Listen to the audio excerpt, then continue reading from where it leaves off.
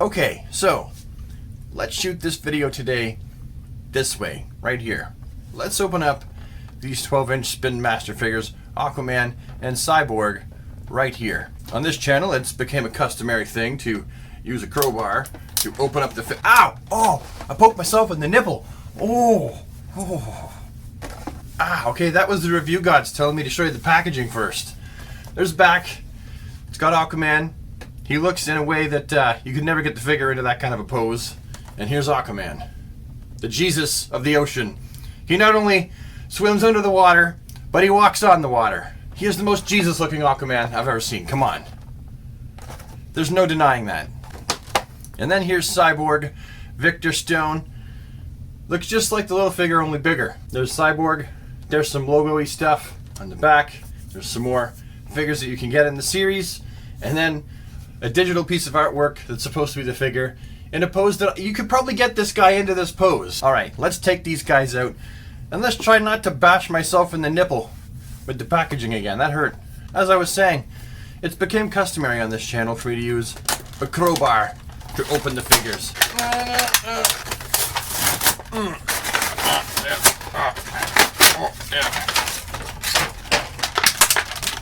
Wow, the ties that they use are actually, they're really stretchy.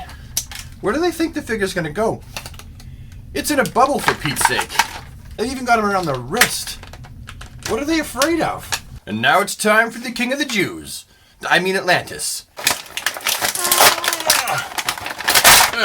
Oh, he's okay.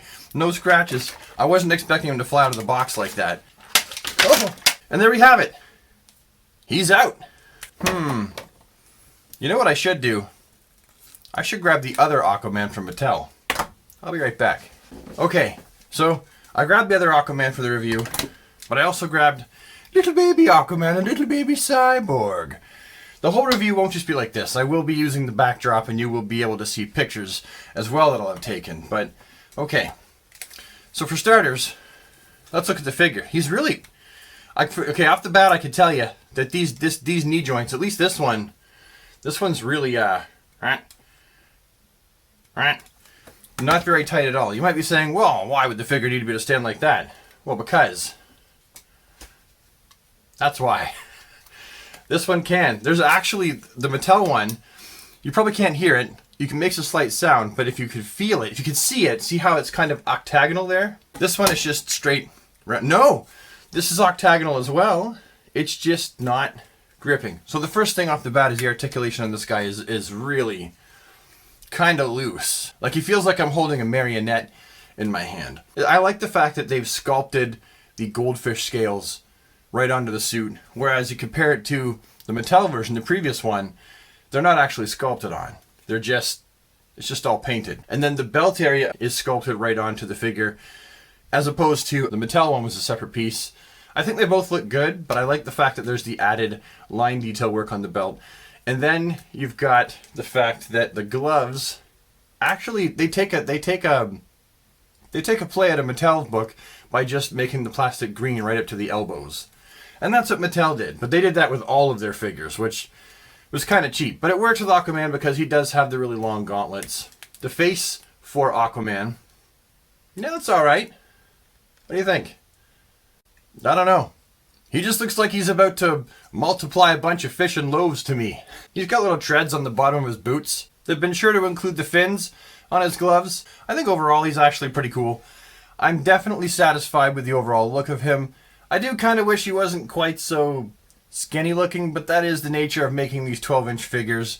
They all end up looking just a little bit tall and gangly as compared to how the characters look in the comic books, or how, you know, a regular human being would look in regular life. He certainly looks a bit more on the slender, all-legs side. I'm not an anatomy expert, I don't know. I've always thought they look kind of long and lanky. And next, it's only fitting that we compare him to the little baby tiny Jesus Aquaman.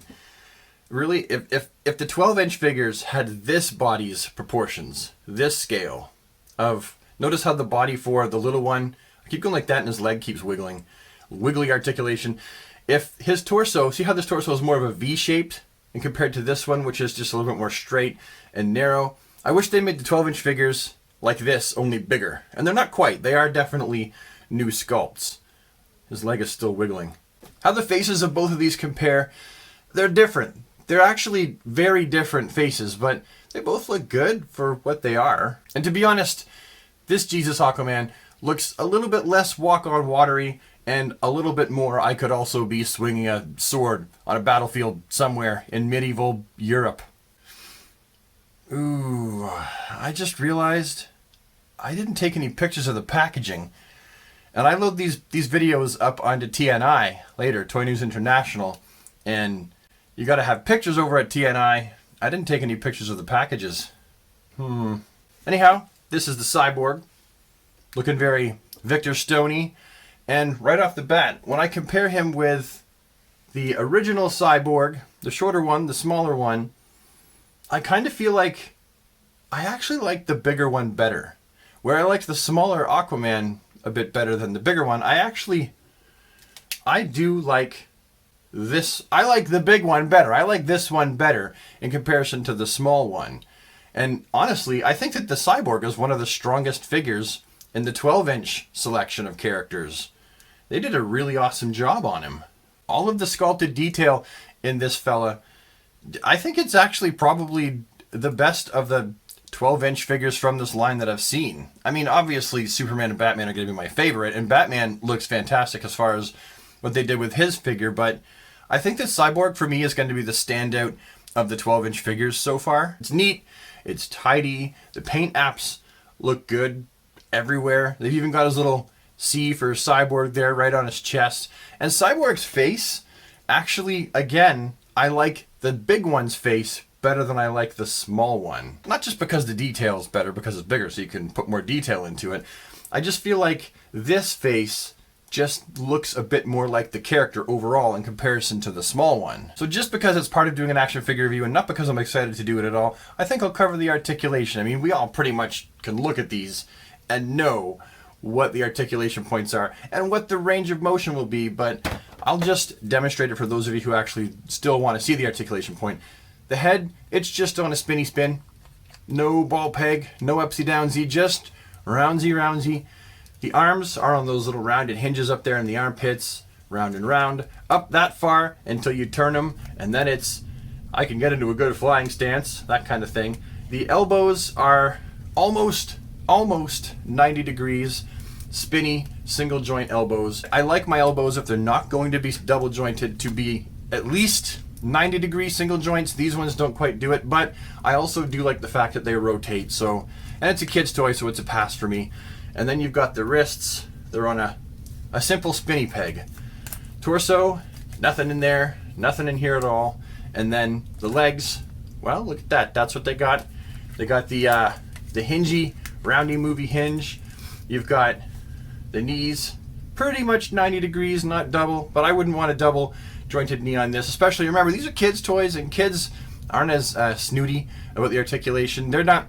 Grown-ups typically buy the figures to collect with them and to pose them around and that kind of thing. Action figure photography, that seems to be like the growing trend. But kids, they just want to play with them in general. My kids, they never complain about how posable it is. And then of course there's nothing here in the ankles for articulation. That is it.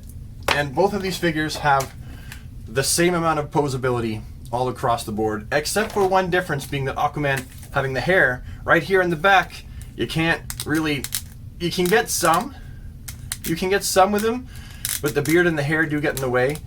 I'm not really that concerned. For someone like myself, these are going to get added to the Spin Master 12-inch figure archive on my shelf. So, meh. But if you're a kid, are you going to care about this kind of thing? Probably not. They look cool. They're going to go well with the rest of the Spin Master figures. And when I let Robert play with them, when they're not sitting up on my shelf as a set piece, as part of the archive, he's going to love them regardless of the articulation. Anyhow, super friends, thank you so much for tuning in and watching today. It means a lot to me. Hopefully, if you see this guy in your local Target or Walmart or wherever you find him, now you have a better idea of what to expect with him. I think he's fantastic, and the same thing goes with Cyborg. I think they're both fantastic figures. You can't go wrong for the price on what Spin Master is doing. Some people say Spin Master is wasting the license. I highly disagree.